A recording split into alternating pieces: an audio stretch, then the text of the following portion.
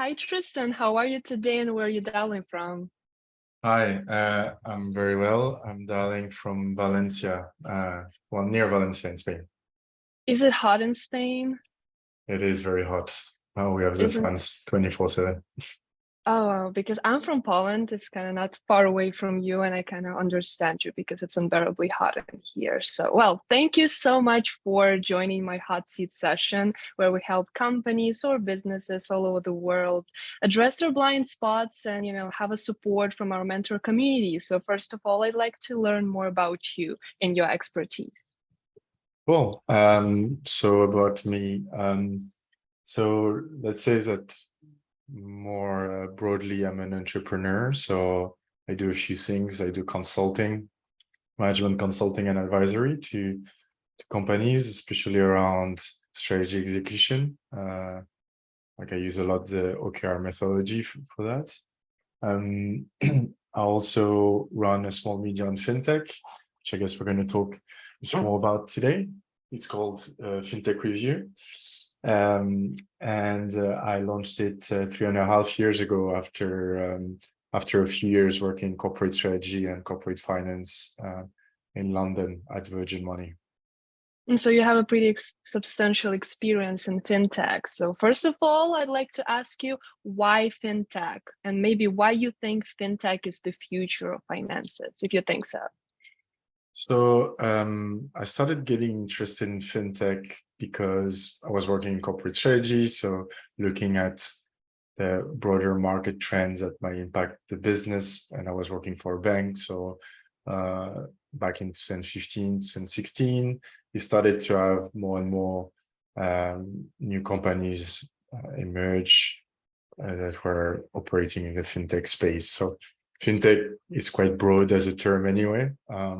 I guess it's visible now, but it's not new, but it's just that there are so many consumer-facing apps that everybody gets so excited about fintech, but because it's just technology applied to financial services, you can argue that it's been around for as long as we've been using technology for financial services.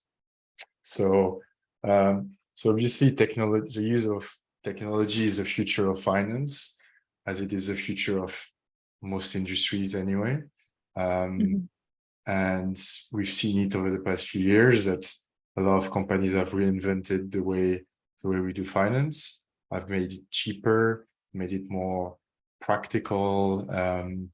Customer experience has increased massively. And this has pushed as well banks to improve massively the ways they do banking. So banking apps and all that have improved a lot over the past few years. Yeah, I feel like I'm not really an expert in this, but I'm kind of feeling that, when banks like, Wise and Revolut appear in local banks, they actually have to compete with it a little bit because they're getting more and more, interested and they offer more to customers even than local banks. Is that true? Yeah, exactly. So I mean, Wise, for instance, is a good example because they've entered the market in low-hanging fruit FX because it was expensive, it was complicated, and so they made it cheap and easy. So from there, they developed other things, but yeah, it has pushed banks first to review the fees that they were charging. Still, some of them will still charge you way too much for making a But now transfer. we have a choice, so they have Yes, to compete. yeah, They will have exactly. to adjust eventually. Well, before we proceed, to talking how fintech and how businesses, I'd like to know, is there some misconceptions or myths that, some businesses have when it comes to fintech? Yeah, I guess a lot of people think that fintech means startups, but actually, well, first, a few of the companies that have emerged over the past few years, they're huge. If you look at Stripe or Revolut, it's not a startup if it's worth billions and you have thousands of people. And also, fintech is also incumbent companies because they do use financial technology to improve. So if you look at JP Morgan, Wells Fargo, they use fintech to develop their business. So that's a misconception that you think, oh, it's startups. And then I take also a broad view on fintech. For me, it's an intersection of finance, technology, but also business and economics. So it's kind of like mixed with innovation. But yeah, also misconception is that fintech appeared 10 years ago. But actually, no, it's like fintech is not a new, it's just that we found a new name and it's a cool name, but it's been around for a very long time. Yeah, I pretty much rely on, the second misconception because I thought the same, maybe like 5 years ago, 4 years ago, and that's why suddenly everyone is talking about this. But it's good, sooner or later, it's good to start talking about this. So now let's proceed to businesses and how fintech can help them. Do you maybe know some common mistakes that business leaders, who operate maybe not just startups, but well-established companies, what kind of financial mistakes they make that fintech can help solve it? Maybe make it, cheaper, more efficient, any kind of mistake they do. Yeah, I think some businesses, they would still rely on good old banks for everything that they need to do. And so they get robbed on transfer fees, on lots of maintenance fees. So they don't leverage all the services that are available. And it's particularly true for small businesses. They're just gonna go with one bank and not rely on all that is available. So which means better and cheaper services. Because sometimes they wouldn't trust a new bank, for instance, even though the money is protected. There are lots of things in place and they have a license, so it's been agreed by the regulator, but they would not trust them, even though it's cheaper and it's more efficient. And then, yeah, lots of small businesses, they don't rely on all the services that they could use. So, for instance, as you say, like automating a lot of things, automating, for instance, the reconciliation between banking and accounting, that can be done, effortlessly, so you don't have to spend a lot of time on that. Leveraging a lot of platforms that help you to manage your cash flow, manage your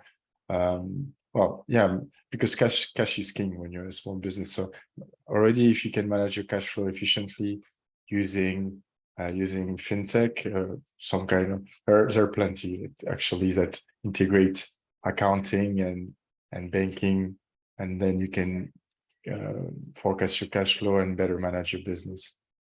I have a question that just popped up in my head. People say, and I often hear that using fintech, it makes your operations more secure compared to normal banks. Is that true? Like in terms of privacy? I don't know. I could see it more secure in the sense that you are you're using different services instead of using just one partner, which maybe it's simple and it's simpler, but it also means that if someone has access to your bank details, they have access to the whole of your business. Or if your bank goes down for a reason, then your business goes down.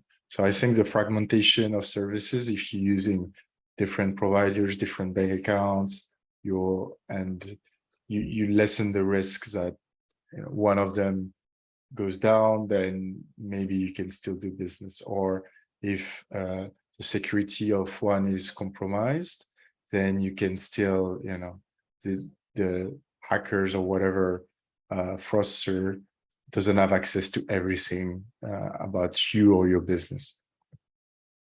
Okay, great. And now, as our newly acquired MicroMentor, what strategies, so maybe tips you can advise businesses, to use to fundamentally understand fintech and maybe make it even a standard practice in company and use it efficiently? What's the start for the companies who know nothing about fintech?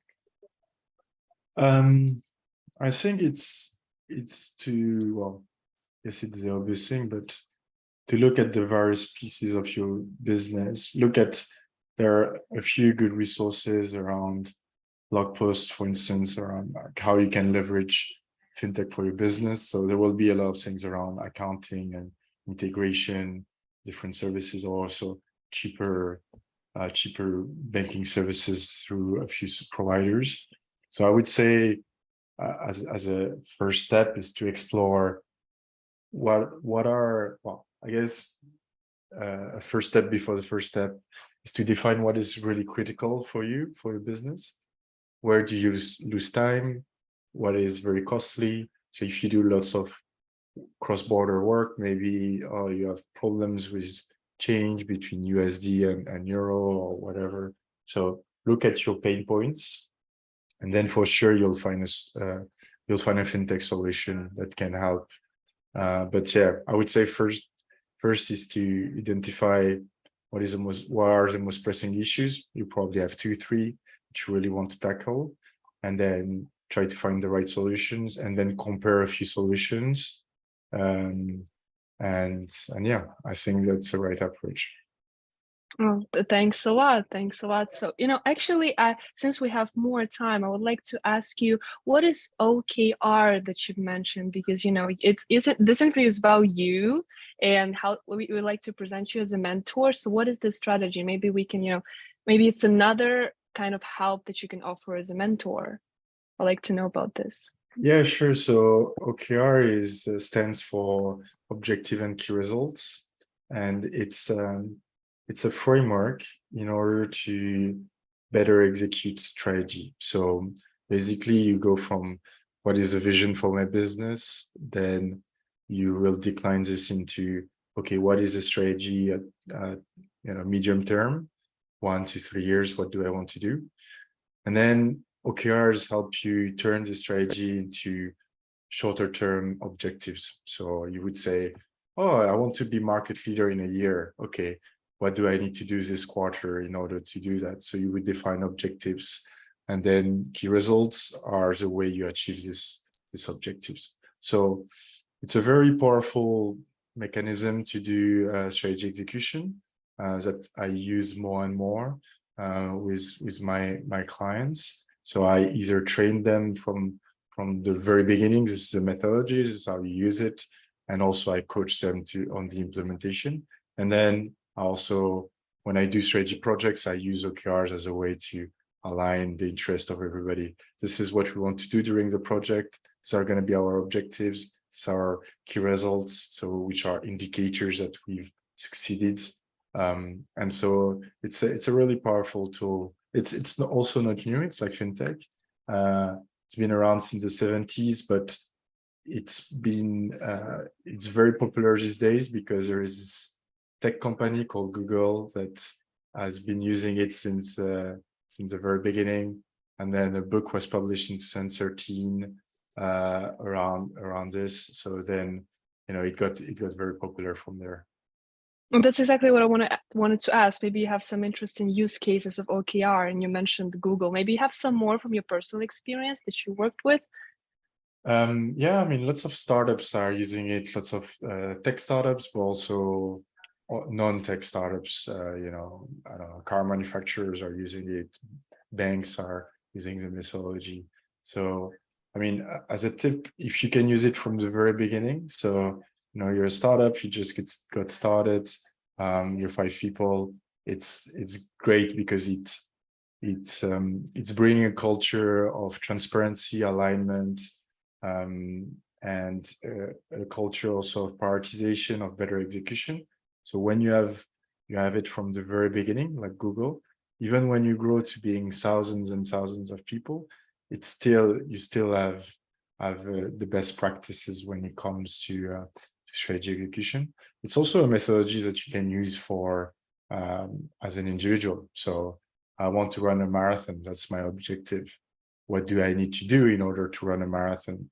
Okay, I'm going to run 3 times a week. I'm going to run at least 200 kilometers over the next 2 months. So you set up like a few key results that mean that in the end, you will be able to run a marathon. So it's also something you can use at a personal level. Oh, I like this example because sometimes it feels like we're setting a goal, but we're not really quite there yet, and it feels like we're not really making any progress. But with this system, you can have tangible results. You can feel that you're reaching key points and you're actually going towards the goal, right? Yeah, exactly. That's the magic of the method, is that it's a way to measure success. Also, it's a way when you set the objective, that everybody involved kind of define what success means. So, for instance, running a marathon, what does it mean for you? Like, what do you need to achieve in order to get there? And so you define success at the beginning, and then at the end if you've reached your objective or not, because you've set up some key results and some measurement around your objective. Great. As well, as we're wrapping up, I'd like to thank you for dedicating 15 minutes, not even 20, 15 minutes of your time to talk about fintech and also your system, which was really interesting. And if our audience enjoyed the conversation as much as I did, I highly encourage you to check the caption and learn how you can work one-on-one with Tristan and how he can help you solve your business problems. Thank you so much, Tristan. It was really interesting to talk about both things and not just fintech. And I hope to see you again. Thanks for having me. It was good. All right, goodbye. Thank you. Bye.